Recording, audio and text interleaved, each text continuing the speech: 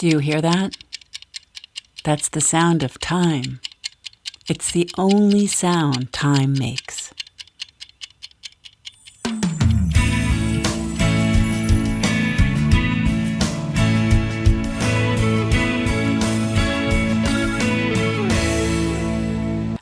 That was my actual kitchen little timer that I bought the other day at the hardware store after I read a book or I listened to a video or somewhere somebody got inside my head and said, if you buy yourself an old school kitchen timer and set it for 1 hour, you'll be able to focus on the task at hand.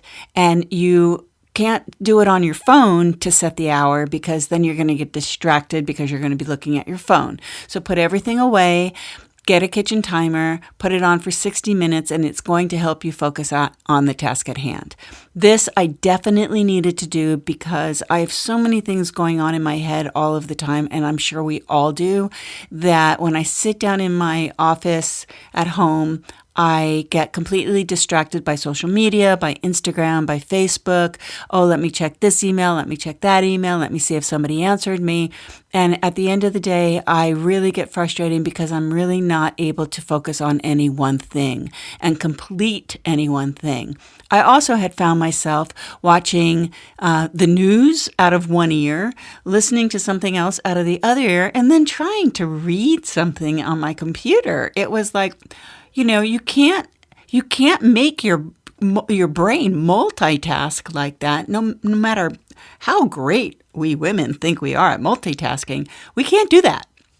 So I wasn't absorbing anything. I was finding that I didn't really have a sense of concentration. I wasn't focused.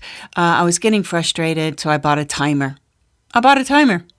And even though the timer, as you could hear it, was tick, tick, tick, tick, tick, tick, tick, I think that the ticking gave me a sense of awareness that I had to focus on my project, and that with every tick, I was losing time. I only had so much time left of my hour.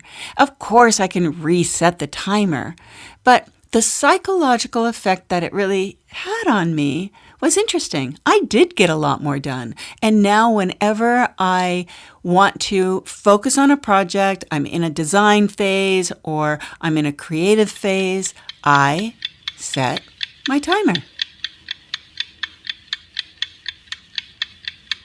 How would you use a timer in your life? It's interesting to think about because until I did this flash briefing, I never really related the tick, tick, tick, tick, tick, which you don't hear anymore because we don't have analog watches really or things that tick unless we have an old school analog clock. But the tick, tick, tick, tick, tick, it's the only sound that time makes. And so try it. Get yourself an old school timer and then send me an email at my website, wendycooper.com. My email is wendycooper@mac.com.